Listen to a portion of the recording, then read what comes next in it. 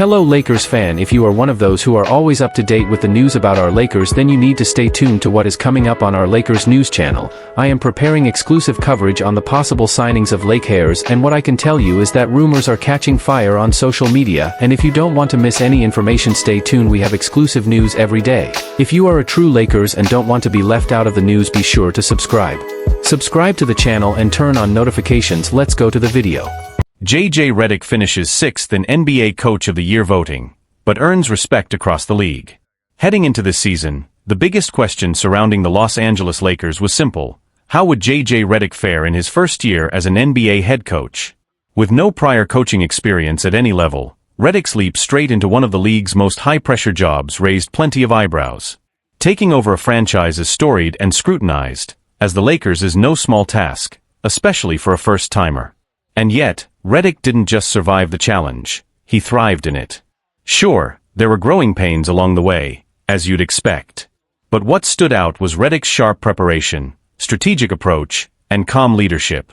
The Lakers finished just 3 wins better than last season on paper, but anyone watching could see this was a stronger, more cohesive team.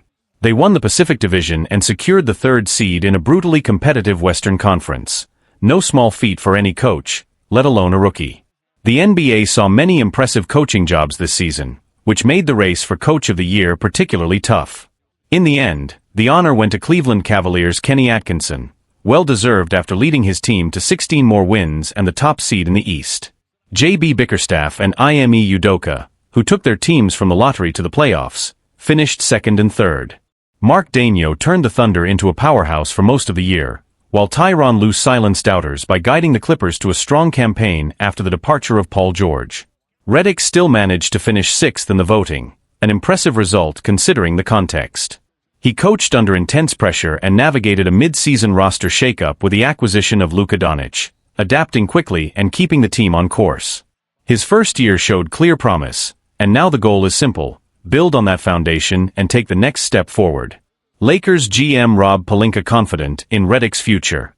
Although the Lakers' playoff run ended earlier than hoped, with a tough first-round exit against the Minnesota Timberwolves, there's no wavering support from the front office. While some questioned Redick's decisions during the series, one person who isn't doubting him is Lakers GM Rob Pelinka. Pelinka praised Redick for everything he brought to the team in his debut season and made it clear his confidence in Redick as the future of Lakers coaching couldn't be stronger. Pelinka's public endorsement carries significant weight, especially in a city where coaching scrutiny never sleeps and expectations are sky-high year after year. His comments suggest that the Lakers are playing the long game with Redick, viewing his first season not as a final verdict, but as the start of something they believe can grow into championship-caliber leadership. Around the league, Redick's performance didn't go unnoticed either. Several analysts and former players applauded his ability to transition from the broadcast booth to the bench so seamlessly. ESPN's Doris Burke described his rookie coaching year as mature beyond expectations, while TNT's Charles Barkley said Redick earned the locker room's respect the hard way, by being prepared, honest, and willing to learn. What made Redick's debut even more compelling was the mid-season bombshell, the Lakers' blockbuster trade for Luka Doncic. Bringing in a ball-dominant superstar mid-year could have easily disrupted chemistry or overwhelmed a new coach. Instead, Redick adapted quickly, reworking the offense, redefining roles, and guiding the team to a strong finish in the regular season. While the playoffs exposed some inexperience, especially in late-game decisions, the overall trajectory remains promising. Internally, the Lakers front office sees this season as a solid foundation. Redick's ability to develop younger talent like Max Christie and maintain harmony among veteran stars like LeBron James and Anthony Davis was noted as a key success. Sources close to the team have indicated that player trust in Redick is strong, particularly because of his transparent communication style and focus on building a positive, accountable culture. Looking ahead, the Lakers face a pivotal off-season. There are rumors of potential roster adjustments to better complement Doncic and Davis, and Redick is expected to be deeply involved in those conversations. His basketball IQ, long considered elite during his playing days, now plays a crucial role in the team's strategic direction off the court as well. The expectations won't get any lighter next season. Lakers fans, after all, measure success in banners. But the organization seems to believe it has found a coach who, despite a rocky start, has both the intellect and temperament to guide them back to title contention. As JJ Redick himself said in his post-exit interview, This was the hardest and most rewarding year of my life. I'm not satisfied. I'm inspired. We're just getting started. LeBron James jokes about Anthony Davis trade, but the message behind the humor is clear. It's never easy to bet against LeBron James in the playoffs.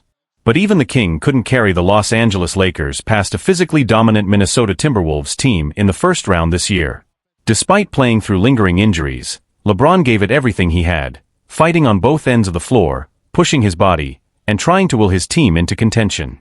But Minnesota's overwhelming size, strength, and depth across all positions ultimately proved too much. The Lakers were sent home in just 5 games. A big turning point for the Lakers came mid-season with a blockbuster trade for Luka Doncic, a generational superstar who rarely becomes available. It was a move the front office felt they had to make. But the cost was steep: the departure of Anthony Davis, the team's defensive anchor and only true big man. Losing AD didn't just change the roster, it fundamentally shifted the identity of this Lakers team. Without Davis, LeBron was forced to play extended minutes at center, often anchoring small ball lineups. And while he never openly criticized the decision, he didn't shy away from a bit of dry humor when asked about carrying that extra burden. "No comment. I'll never say that," LeBron quipped when asked if playing center had taken a toll. "Because my guy AD said what he needed and was gone the next week. I got no comment. I put that jersey on every night. I gave everything I had. That's what matters."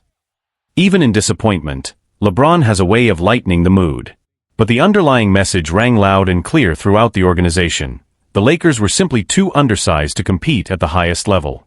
At nearly 40, LeBron remains one of the most physically dominant players in the game, but asking him to carry the physical load in the paint night after night isn't a sustainable strategy. To make matters worse, he didn't escape the series unscathed. LeBron suffered a grade 2 MCL sprain in Game 5, another reminder that even the best-conditioned athlete in the world has his limits.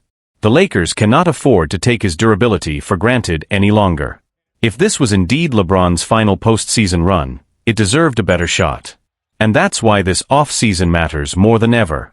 There's a growing sense that next year could be LeBron's swan song in the NBA. And with the clock ticking, the front office knows the urgency. The time to act is now. Lakers GM Rob Pelinka pledges full support for LeBron's vision. Lakers president of basketball operations Rob Pelinka has long valued the input of his star players, especially someone with LeBron's experience and basketball IQ. But this summer, the tone is different. There's a stronger sense of commitment, of going all in. Pelinka recently stated that the organization is prepared to do whatever it takes to reshape the roster around LeBron's expectations, making it clear that this offseason isn't just about tweaking the margins. It's about putting the pieces in place for one final legitimate title run. "We owe it to him," one team source said. "LeBron gave us everything. Now we have to give him the support he deserves." With decisions looming on free agency, the draft, and potential trades, the Lakers have tough choices ahead. But one thing is certain: they're approaching this offseason with clarity, urgency, and a renewed sense of purpose, determined to give LeBron James the chance to chase one more championship before he writes the final chapter of his legendary career. For the Lakers, this offseason isn't just about roster construction, it's about legacy. And that's what's truly at stake. LeBron James isn't just a franchise player. He's a global icon, the face of a generation, and the player most responsible for bringing Los Angeles its 17th championship banner. If this truly is the final chapter of his playing career, the organization wants to ensure it's written with intention, and with the pieces around him to compete. The ripple effects of the Anthony Davis trade are still being felt. While Luka Doncic has brought undeniable offensive brilliance to the Lakers lineup, the void left by Davis on the defensive end and in the front court remains glaring.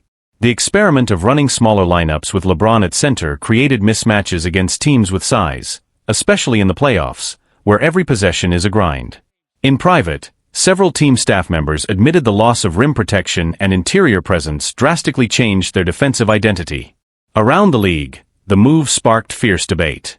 Some analysts hailed it as a bold win-now decision, pairing Doncic with LeBron in a high-powered offensive duo. Others saw it as a gamble that cost the Lakers their balance and defensive backbone. "You traded away the heartbeat of your defense," one Western Conference scout said. "That doesn't come without consequences." Fans have also voiced frustration. While many are thrilled by Doncic's arrival, Others lament the loss of Davis's versatility and the team's sudden lack of size. Social media has been filled with calls for the front office to add another reliable big man, and the pressure is mounting on Pelinka to deliver. In response, there are already rumblings that the Lakers are targeting frontcourt help in free agency, including veterans with playoff experience who can handle physical matchups and protect the paint, allowing LeBron to preserve energy and Doncic to operate with more freedom on offense. Additionally, there's growing optimism around the development of younger players like Jalen Hood-Schifino and Maxwell Lewis, who could see expanded roles in a retooled rotation. One name that continues to surface in trade rumors: Miles Turner. The Pacers center has long been admired by the Lakers for his shot blocking and floor spacing abilities. Acquiring a player like Turner could be the missing link in rebuilding the roster around LeBron and Luka while restoring the defensive edge lost in the Davis deal. Meanwhile, internally, LeBron remains engaged and vocal. Despite the physical wear and tear, he's been active in post-season meetings, offering input on potential targets and emphasizing the need for defensive toughness and playoff experience. His presence alone sets the tone, and the message is clear: if he's going to give this one more shot, the Lakers have to match that level of commitment. As the draft and free agency approach, the Lakers are operating with a singular focus: to build a roster not just good enough to make the playoffs, but strong enough to win it all. Because for LeBron James, the standard isn't just postseason basketball. It's banners. And time is running out to hang another one. Rumblings around Giannis. Could a move to Los Angeles be in the cards? With the 2025 NBA playoffs now in the rearview mirror, the Los Angeles Lakers are facing a tough reality: changes must be made. Despite boasting a star-studded trio in Luka Doncic, LeBron James, and Austin Reeves, the Lakers were bounced from the postseason in just 5 games during the first round, a sobering reminder that talent alone doesn't guarantee a deep playoff run. Interestingly, over in the Eastern Conference, another superstar is facing a similar crossroads: Giannis Antetokounmpo. His Milwaukee Bucks also fell in 5 games, this time to the Indiana Pacers, marking their 3rd consecutive first-round exit. But unlike previous years, this time Giannis was healthy and dominant, averaging a jaw-dropping 33 points, 15.4 rebounds, and 6.6 assists per game. The problem wasn't him, it was everything else. As frustrations build in Milwaukee, the whispers have started again. Is it finally time for Giannis to consider a change of scenery? According to NBA insider Howard Beck on the Low Post podcast, that possibility is very real. If Giannis decides to ask out, the list is going to be pretty short and pretty glamorous. I heard from someone that it would likely include one of the LA teams, maybe the Knicks, Miami, possibly Chicago. Not just big markets, but cities with allure. Places that offer both competitiveness and spotlight. And Los Angeles fits that bill perfectly. Giannis has previously voiced admiration for international stars making moves to major markets, even going so far as to publicly praise Luka Doncic's recent move to LA. For someone who's embraced global stardom, a move to a city like Los Angeles might not just make basketball sense, it might make personal and branding sense too. Of course, there are major obstacles. Trading for Giannis would require the Lakers to gut nearly their entire core, and even then, they'd be in a bidding war with teams that have more draft capital and young assets. Unless Antetokounmpo makes it crystal clear that Los Angeles is his only desired destination, it's hard to see how the Lakers would win that race. Still, after the stunning Doncic acquisition, it's hard to rule anything out. The Lakers have shown a willingness to go all in for transcendent talent, and Giannis certainly fits that description. If he were to push for LA specifically, and if Milwaukee found value in what the Lakers could offer, the unthinkable could happen. But for now, it's just noise. Intriguing noise, but noise nonetheless. Rob Pelinka earns recognition amid Lakers' roller coaster season. Despite the early playoff exit, there was one silver lining for the Lakers front office: acknowledgement of the work done behind the scenes. Rob Pelinka, the team's president of basketball operations and general manager, finished 6th in this year's NBA Executive of the Year voting, a nod to the series of moves he orchestrated to revamp the roster and bring in Luka Doncic, among other key improvements. While Sam Presti of the Oklahoma City Thunder ultimately won the award, Pelinka did receive 5 total votes, including 1 for first place. It's a small but meaningful sign that, despite the setbacks, the Lakers are on a trajectory worth watching, and with rumors swirling about Giannis and other possible moves this summer, the next chapter could be even bigger than anyone expects. If Giannis Antetokounmpo were to formally request a trade, it would instantly become the story of the NBA offseason, and potentially the most seismic player movement since Kevin Durant left the Warriors in 2019. The idea of one of the league's most dominant two-way forces landing in Los Angeles, alongside Luka Doncic and potentially a returning LeBron James, would send shockwaves through the league, both competitively and financially.